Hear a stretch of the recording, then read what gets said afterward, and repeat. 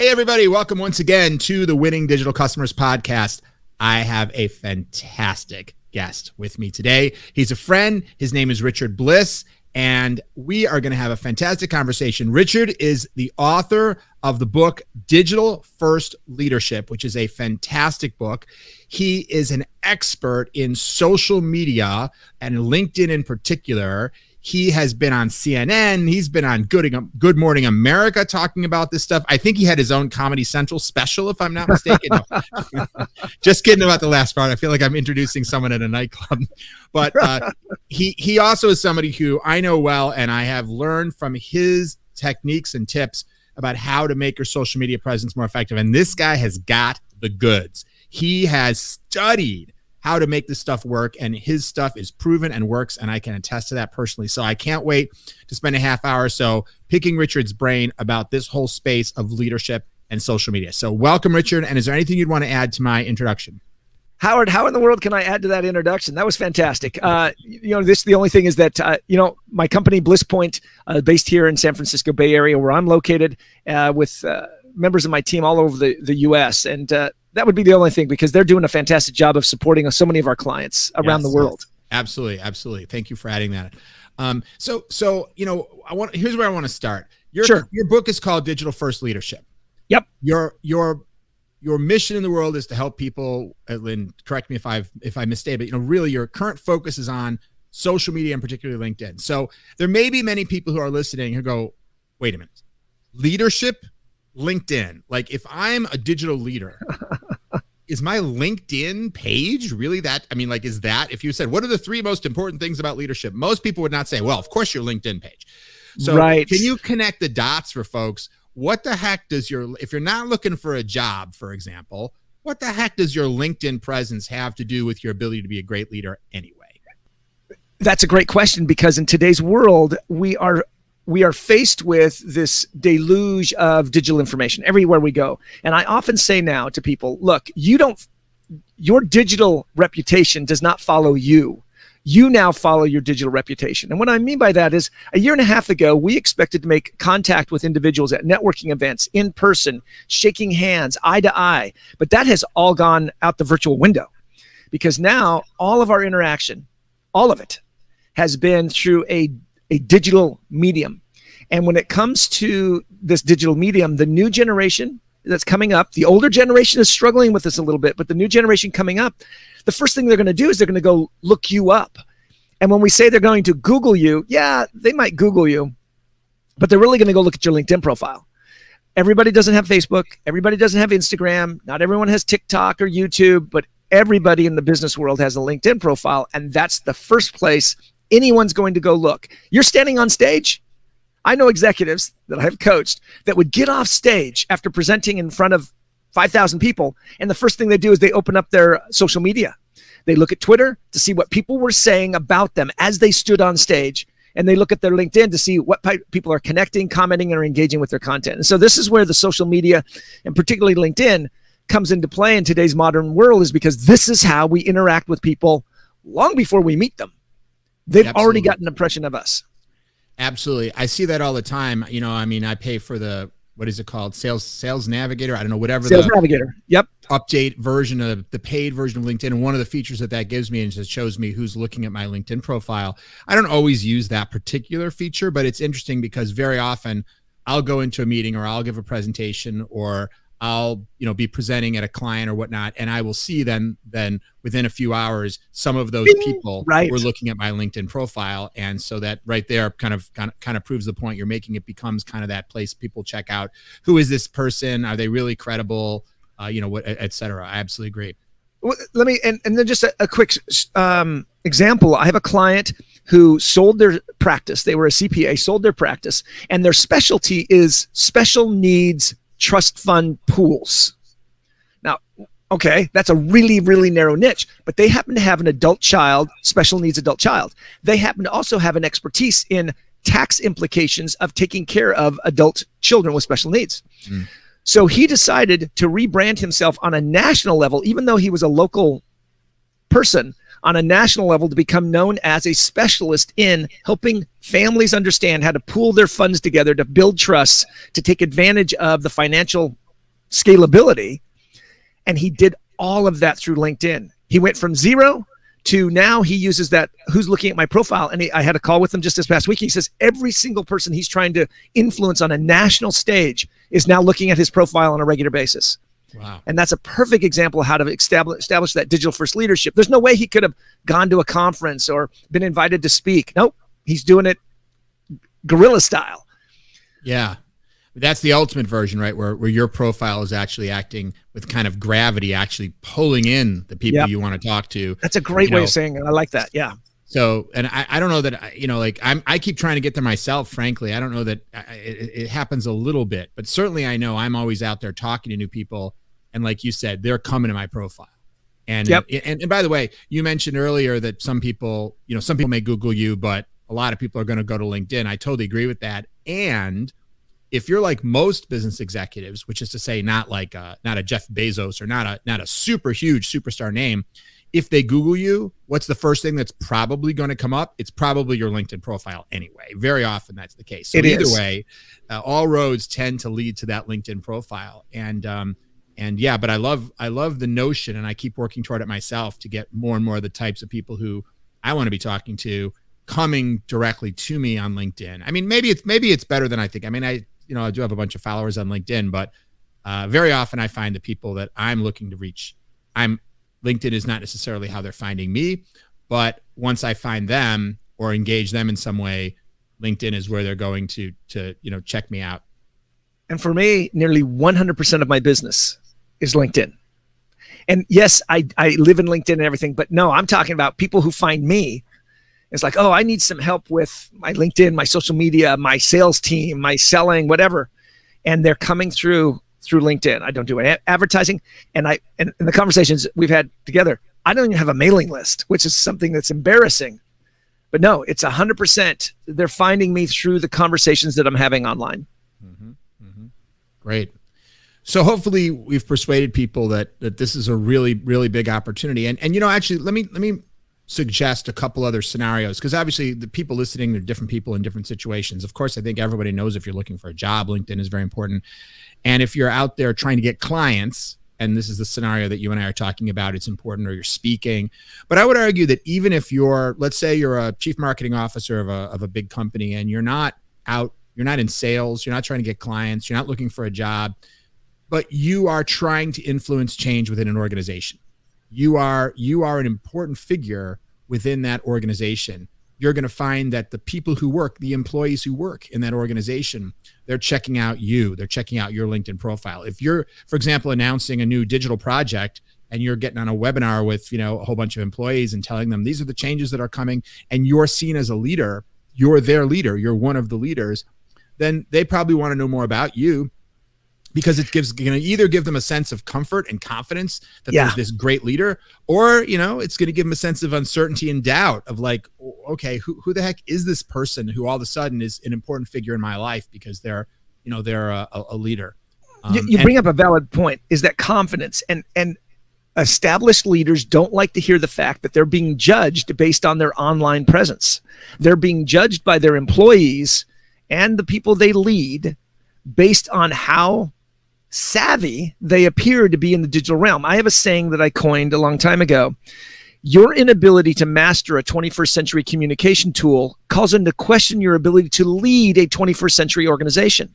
Now, I said that to the VP of sales who had $4 billion of revenue that he was required to generate every year. And he and I are sitting in a tiny little room when he said, why do I need to be on social media? And he threw it in my face. And my hackles got up a little bit, so I threw it back in his face. And I said those exact words to him. Look, nobody's going to yes, you're qualified, but doubt is going to creep in when they look at your online presence and realize you have no ability to even understand how to master the basics of building an online presence. And this is what I see over and over and over again. Now, it's gotten better, and people might be surprised by what's caused it to get better. Politics. Now, on LinkedIn, you will never find politics on LinkedIn. And there's a reason, because they monitor that very carefully. But since the elections of 2016, my job has become so much easier, because what was demonstrated by leaders on a national level was that no matter where you fell in the political spectrum, on the left or the right, agreed or disagreed, you witnessed the incredible influence that social media can be had through a leader who uses it. Now, we're not going to get into the good or the bad, the right or the wrong. What we're going to get into is the sword in the hand can wield tremendous power, and that has become much easier. I don't have to convince executives anymore if they should be on social media. Instead, it's now become more of how do I get on social media? And that's been a big change. It hasn't always been like that because most executives of a certain demographic believe that it's a waste of their time, it's all vanity, and they really don't have anything that anybody wants to hear. They're just going to go do their job, and that's good enough. And that just doesn't cut it anymore. Right. That's a fantastic point. And the younger you want to influence also, if you're a leader, let's say you're a CXO in your 50s or even your 60s, do you care about having a positive impact? Do you care about your reputation with people who are in their 20s and their 30s? Well, are some of those people your investors? Are some of those people your employees? Are some of those people your customers? If probably yes, right? I mean, depending on your business. Every day they become more customers, more, and they're looking. And even your employees, and this came back to what you were just saying about pride. I was working at a company doing what I do, and a new CEO got put into place. And this was a $6 billion company. His LinkedIn profile had 48 connections, no photo, no background, no updates, and didn't even have him listed as the CEO. This is a $6 billion multinational company. And the angst that I heard, people came to me, please, they begged me, can you fix this? Like, no. If the executive is unwilling or unable to understand the power of this, then what can I do? And so that was pre-2016. Things, it's better now, but still, even today, even this morning, Howard, before our call, I was on the phone with a company where the executives are just struggling to understand, and actively VP of sales, who the minimum, he basically put up a mugshot on his LinkedIn. He's got 49 connections, and he says, I want nothing to do with social media. And he's the VP of sales of a global company. And you're like, well, how are you generating new relationships? No, it's the old, I'm going to go meet them eye to eye, shake their hand, take them out to dinner, play golf. I don't know about that. That seems to have gone the way a long time ago. Well, it's like any kind of customer journey. You have to meet your customer where they are. If your customer is dying to call you, you can't say, well, I don't like the phone. Well, great. But, you have a constituency who you need to meet their needs. That's your role and responsibility. And if the people who need to determine whether they should trust you are choosing to use LinkedIn as their method of assessing you, to simply say, well, I don't like LinkedIn, I don't want to be there. I mean, it just seems kind of foolish. And let me mention one more use case. And I want to turn us to so what should you do? Right. But I mean, I know we've spent half our time here, but I think it's worthwhile to really reinforce why this is so important, because I do think there's a lot of people who give this only limited attention, and it's a huge mistake. And LinkedIn has just become the official place, whether, by obviously nobody anointed them from on high, but they have become the de facto place to learn what someone's business profile is. But the other analogy I wanted to make, or another use case, we did a study for one client who was doing digital transformation. And our role is always figure out how to overcome whatever obstacles they're encountering. So for this particular client, one of the obstacles they were encountering was not being able to hire technology talent fast enough. And so we looked into, well, why? And what we wound up doing was and we're not a recruiting company, but this was the problem. So we have to help them figure it out. So we talked to a number of people who had recently declined positions, people that they wanted to hire, who'd been in the job, search process, who ultimately took another position. We said, well, what happened? Why did you not come to this company, big financial services company that was our client? And of course, it's not always the same answer, but what we heard as a common theme was they weren't believing enough in the person they were going to report to. So this isn't just about the ultimate leaders of a company. This is about people who might be at the manager level. But when you get told, hey, here's a job offer, Howard, and you're going to report to Richard, then my next thing I'm going to do is, I want to learn more about this guy, Richard. He's going to be a huge figure in my life. If I'm reporting to him, he's my boss. And I might have met him in the interview, but of course, a lot of that probably focused on me convincing him that he should hire me. So I might only have gotten a little bit of a sense. So next thing I'm going to do is go to Richard's LinkedIn profile. And if it's thin, then either I'm frustrated because I can't get my questions answered, or like you said before, I draw certain conclusions, right or wrong. But I might draw the conclusion that, well, obviously this guy's not very digitally savvy. He might be a genius computer programmer, but if he's not, doesn't seem to get it, then that might make me go, yeah, and we heard those kinds of things. We heard that the LinkedIn profiles, and we heard it competitively. We heard, in some other companies, and to be fair, these guys were competing in some cases with more digital companies, but they say, I looked at my manager's profile at the job I was offered at some startup, and like I could really, he had videos posted and content, and I could really understand it. And I sort of thought, wow, this is a guy I like to work with. And I looked at the manager's profile that I was going to report to at this bank, and it just, like you said before, got his picture, it's got, whatever, some followers, but, just the names of past jobs, no descriptions. And so I was like, okay, this guy doesn't seem like that interesting to me. And so I think that is another scenario that affects not just leadership, but everybody, particularly now, because the war for talent, more than ever in our kind of coronavirus period, where just for whatever reason, the talent market is heated up, finding great talent is harder than ever. And this is one of those areas. It's not just about the person who's looking for the job who needs to be great on LinkedIn. It's the person who they're going to report to. So that was something that came out of a study that we did that I thought was pertinent here as well. Which is incredibly invaluable because it falls across all kinds of, I've seen it with salespeople as well, right? Who have their last company still listed on their LinkedIn profile and they're going in front of customers. I see it with salespeople who have in their about section, regularly exceeds quota and aggressively grows revenue within target accounts. Well, that's great. But if I'm your target account, that is not what you want to be saying to me, right? They don't think, executives, leaders, they don't think that I am talking to who is my audience? And instead, and this comes back from the early days of LinkedIn, it's just where I throw up my resume. People really don't care. They're not going to look at it. I'm just going to throw it up and I'm never going to look at it again, except for they don't realize it's being looked at every single day. And that's the big change. That's why I call it digital first leadership. You need to think now everything you're doing digitally first. How can I communicate this? What will it be seen as? How does it come across? Yeah, absolutely. So great. Hopefully we've convinced folks that this is a much more strategic tool than many people may have given it credit for. So let's now turn the corner. So, okay, let's say I'm one of these people. I'm sitting here listening to this podcast and I'm like, oh my God, you've just made me realize that I am screwing up big time. I created a LinkedIn account 10 years ago. I've got some basic information about past jobs. I've got the university I graduated from, but frankly, I'm not doing a ton there. Some people have friended me on it or created connections because they found me there, but really, I'm not really doing a lot. Where do I start? What are the priorities? And how can I get from where I am to something that, I'm sure there's like, good, great, awesome, but like, what's the steps to at least get to the point where this isn't hurting me? And then we can get maybe to what can I do to be a superstar on LinkedIn? We refer to it as getting your digital house in order. So the very first thing is that first impression. And there's 5 key elements to that first impression. Number 1 is the banner behind your face. A lot of people don't realize you can change that banner. It needs to be 1600 by 400 pixels. So basically a 4x1. And it needs to be a high-res photo. It can be anything that you feel conveys something about you.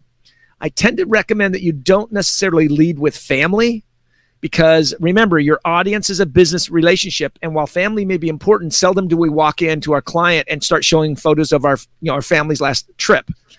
But think of something that will relate to your clients, your customers, your partners, your employees, that they can connect to you. Number 2 is your photo, your headshot.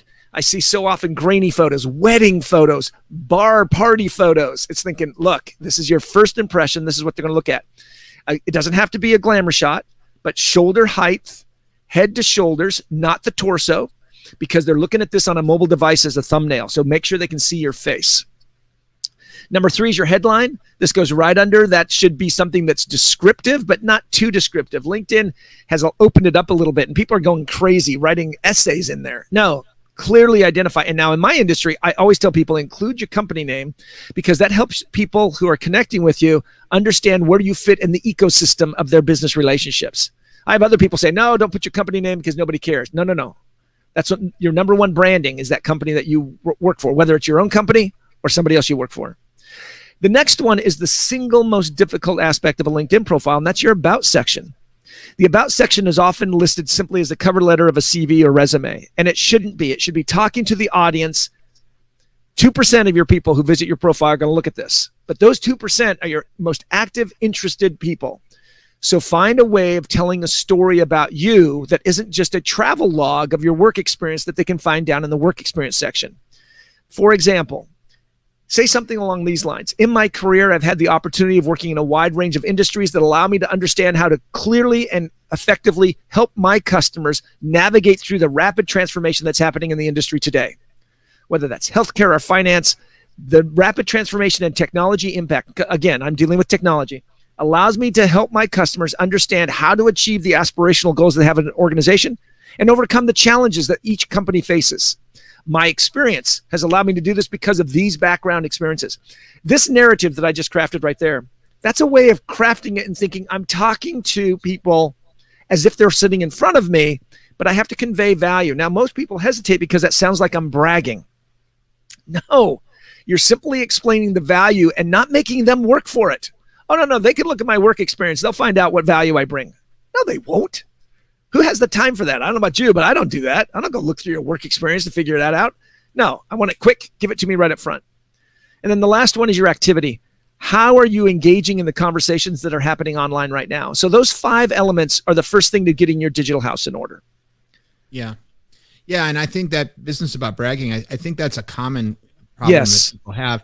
And it's really important to overcome. And I know it's something I've worked on a lot over the years. You know, I mean, I'm always, probably to a fault, I'm always wanting to make sure I never look like I'm trying to like self-promote. And yet at the same time, you know, isn't that what we have to be able to do? Because if we're trying to help, my thing, I'm trying to help the other person, right? So if someone's coming to my LinkedIn profile, they're there to understand about me, and they want to know what's my level of authority and credibility, and what do I know, and how expert am I, or, you know, something like that. That's probably why they're there. So if I hide those things, then, you know, one thing I have to know is that I'm actually not helping them. That's right. What they're trying to do. Now, of they're course, trying to find that. Right. And then I think there's tone, right? And so what I'm always trying to do is figure out, okay, how can I quickly let them know those things, but without, for example, I want people to know I've written a Wall Street Journal bestselling book. I want them to know I founded a digital agency that's won a lot of awards. But, you know, there's ways to say those things that don't, you know, I'm very fortunate to have an amazing team at my agency that has built lots of fantastic solutions for big companies and has been recognized, you know, so it doesn't sound like I'm so great, you know, giving credit to other people, or I don't know. I think it's one of those copywriting tasks that you may have to work on for a little while. But I guess my main point is just know that there's a difference between what you're saying and tone. And there definitely are ways to find tone that doesn't sound like you're sort of an arrogant jerk just because the content of what you're saying is talking about your most important accomplishments. Yeah, and those accomplishments are, and always keep in mind, okay, so I've accomplished this. Why should this person care? I've accomplished this in my career. Why should they care? Well, for example, you led off with, I've written a book. Well, why should they care I've written a book? Well, that means I've actually taken the time to study this. And with this book, I've been able to show other people how they can make changes in their life. And I have been, as we said, on CNN, Good Morning America. Why should they care? Well, this means that I have learned things and shared things. And this is some of the things I've shared and learned, and why you can come to me and find value. We got to constantly saying, so what?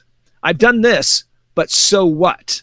And so what goes to the audience, and now help them understand why that experience that you've had is relevant to them. And that's kind of that twist that I help. We do it all the time. We help our executive, as we coach them, to understand how to tell that story without them feeling like they're bragging. And it's not always successful. And what I mean by that is I have one client right now who is absolutely refusing to do any of that. No, that's too salesy. Oh, no. I'm bragging there. I don't want to push my opinion onto my clients. Well, what do you mean you don't want to push your opinion onto your clients? That's your job. You're the leader. You're supposed to have an opinion and you're supposed to share it. But again, the digital world is a methodic way we do that. We do it naturally in the physical world. Howard, you and I are in a networking event. We're going to be talking. You'll say something nice about me. I'll say something nice about you. We might tell a story from our past that illuminates a certain point. It'll all happen naturally. Online, it's got to be manufactured, which makes it feel forced and manipulative. And that's the difference that you have to get over, is thinking, no, I need to take these natural instincts and actually methodically put them in place in front of my audience. Otherwise, they won't pick up on them. Yeah. And I also think in all these areas, whether it's photography or the design of a background image or the copywriting of things like your about section, it's wonderful if you have the skills. If anyone has the skills to do it themselves, you can write in your own voice. But at the same time, just like you probably don't want to print your own business cards on your Xerox machine or your inkjet printer at home. I mean, you can go to Staples and you can buy like stuff to make your own business cards, and you could design them yourself in the PC paintbrush program that comes with your computer, but considering how important this is in terms of how people use it to evaluate the seriousness of your company, it's probably just a bad idea. Yeah. And so I would suggest that for most people, investing a modest amount of money in making sure you have photos that are good and well lit, and blah blah blah, and that you have this copy written in a way that really, because a great writer, even a good writer, can accomplish the things we're talking about. But it may be, depending on who you are, who's listening, maybe you can't, right? You've never done it before. Yeah. Maybe you tear your hair out trying to write that for 10 hours when the right person could interview for 30 minutes and in another hour write it up, and you have to pay them a few $100 or whatever. But, it's like, there's a lot of things in life we don't try to do ourselves. I don't try to fix my own car. I don't try to pave my own driveway. And maybe depending on who you are and your skills, maybe this is one of those things where you just, because it's so important, you just want to acknowledge that I just need to pay someone to do this. Yeah. And that's a really important point there. Tap into that expertise. Don't rely on your own instincts at saying, well, I feel uncomfortable, so it must be wrong to do this. No, you feel uncomfortable because you've never done it before. So turn to somebody who has that expertise. Exactly. Great. So let's spend the last few minutes talking about even getting to the next level. So I think, fill in if you think you've missed anything important about kind of getting your house in order.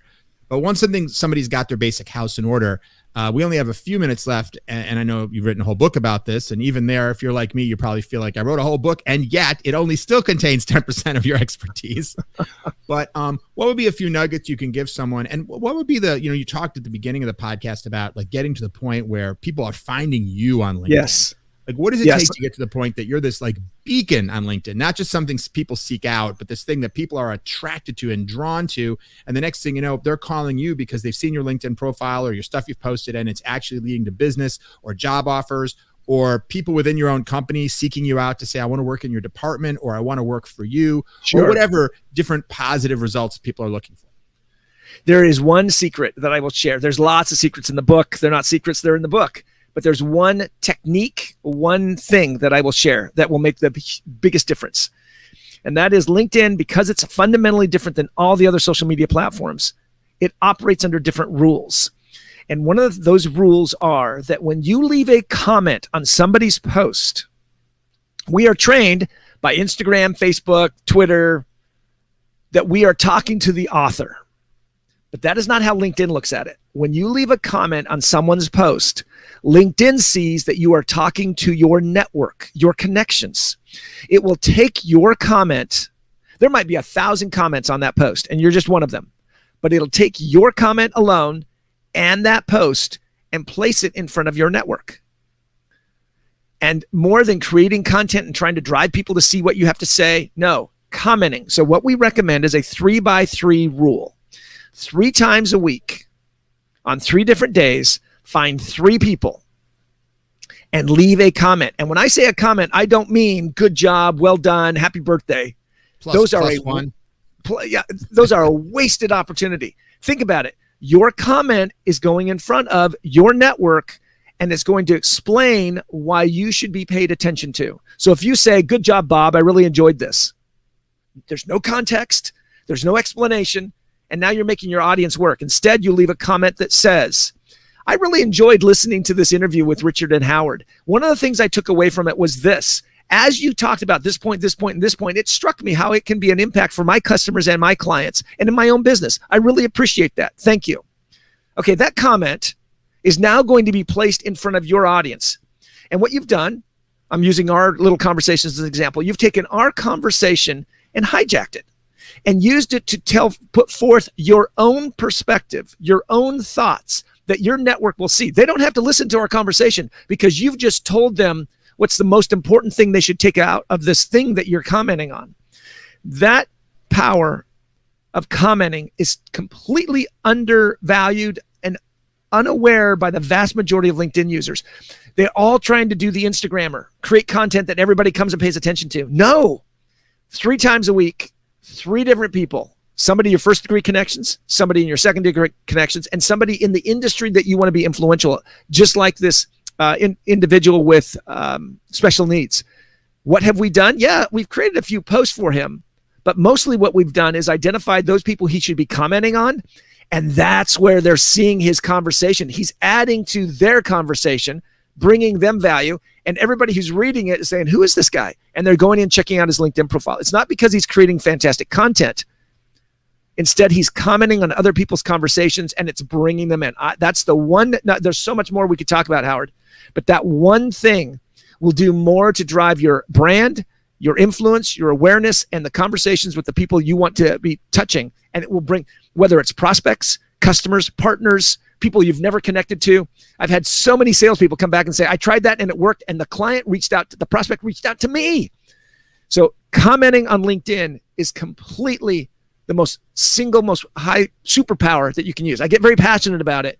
I've written a lot about the art of commenting on LinkedIn, but that is the number one thing that you can do to change your presence on LinkedIn today, right now, immediate, with very little effort. So powerful, because a lot of people may feel, some people are really comfortable writing articles and creating thought leadership videos, but a lot of people aren't. And what I hear you saying is that you can be a content creator on LinkedIn simply in a reactive mode, simply as long as you have a thought. You don't have to write 20 paragraphs. You could write one really intelligent paragraph on an aspect of something, and that becomes almost like its own piece of content that's out there on LinkedIn, which is actually going to your network. And that's a really powerful idea, because that sounds a heck of a lot easier. I thought you were going to tell everyone every week you need to publish a new article, and a lot of people are like, oh my God, it's like telling them to lose 20 pounds. They know they should, but they're probably not going to do it. And that sounds a heck of a lot easier. And if you go through your LinkedIn profile feed, you'll see how many people are getting comments left on their posts, and it's almost nobody. And comments like that, if they've shared a Forbes article, go read it and then say, as I read this Forbes article, point number 3 jumped out at me. Thank you very much. This is what I found valuable. Yeah. And if you do that over and over and over again with all of these different people are going to go, holy cow, who is this individual who is bringing such insight to the conversations in a world of silence? We talk about the noise out there, but when it comes to the conversations, there's a lot of silence. Everybody's shouting, but nobody's actually stopping and conversing. And when you stop and you leave those comments, you will stand out so powerfully. That we had one client who just said, okay, I'm going to stop posting anything for a week. All I'm going to do is do these comments. They sent us the graph of the number of people looking at their profile every week. They had a 4,800% increase in a single week of the number of people looking at their profile. They had more people in that single week looking at their profile than the previous 90 days, simply because they started leaving those comments. So yes, Howard, to your audience. Without actually posting anything. No, he never posted. He didn't post a single thing. All he did was start leaving comments. And that's the one thing that we try to teach all of our clients. Well, that's one thing I love about the stuff that you teach, Richard, is some of it is totally counterintuitive. That's why we need you, because it's not like you'd probably figure that out on your own. Some things are like, well, post high quality content, people. I hear that all the time. But probably not bad advice. But like some of the things that you teach are like, you're like a hacker, you're like figuring out, the secret method of getting results on LinkedIn. And I think that's fantastic. So, and I have an idea. You gave an example that sounded great, which is to go take to a post like this one, the post about this podcast, and put an intelligent comment. And for anyone who's still listening, they've listened to this whole podcast and they probably have some kind of insight. So here's what I'm going to suggest. Needless to say, at the moment that we're recording this podcast, we do not yet have a LinkedIn post promoting it, but I use a URL shortener. And so what I'm going to suggest is we're going to create a link at wdc.ht/bliss. wdc.ht/bliss. So that stands for Winning Digital Customers, which is my book, .ht, which are my initials, Howard Tiersky. I just happen to have a primary domain available, which is my actual initials. I know they made it just for me. And then slash Bliss, which is of course Richard's last name. If you go there to wdc.ht/bliss, see, I used to be a radio announcer, so I know to say the phone number 10 times in the same 30 seconds. If you go there, that will take you to the LinkedIn post that promotes this podcast, this particular episode, and not the whole podcast, just this episode about Richard. And go there when you listen to this and leave an intelligent comment on that single LinkedIn post and see what happens. See what happens. And here's an opportunity, because you already know what to write because you've been listening to us for a half hour. So you must have some kind of an insight. Share that insight with Richard and myself, but it'll also be shared with your network. And it's an opportunity to experiment and see what kind of results you get. What do you think of that, Richard? I think that's a great idea. Great idea. And you know that I like to put into practical application the very things that I teach. So I think it's a great practical application of that. Fantastic. Well, I have 100 more questions, but the clock tells me that we have used our time up for today. So, of course, we want to make sure everybody knows hopefully you've probably just whetted their appetite. So can you just recap for everybody, if they want to learn more about your book or the services that you provide, where they should go to? They can find me on LinkedIn, linkedin.com/in/bliss. Or they can go to richardabliss.com. Will take them to my website of the company, which they can find, or digitalfirstleadership.com will take them to the book. Or they can look it on Amazon. But on all social media platforms, you can find me. Twitter, twitter.com/Richard Bliss, Facebook/Richard Bliss, Instagram/Richard Bliss. So I'm out there, and it should be easy to find me. So don't hesitate to reach out. Fantastic. And we'll put all those in the show notes as well, so you guys can find all those links there as well as the link to the LinkedIn post at wdc.ht/bliss, where you can go ahead and leave your comments. So I'm looking forward to hearing everybody's comments. As well. Rich and I will try to monitor that thread so we can also reply to your comments. And when we do that, then your audience will see that not only have you commented intelligently, but that the people creating this content are sort of respecting your comment enough to bother responding to it, which hopefully also helps with your authority as well. So hopefully that'll be great for everybody. Well, Richard, thank you so much. This has been a lot of fun, very fascinating. Even though I have read your book, I have learned new things from you on this podcast that I did not know before. I don't know if they were in the book and I just didn't connect, or whether they're things you figured out since, but it's been great for me. And hopefully everybody has also learned a lot listening in the audience. So thank you. Thanks to all of you who are listening and watching the Winning Digital Customers podcast. We look forward to seeing you next time.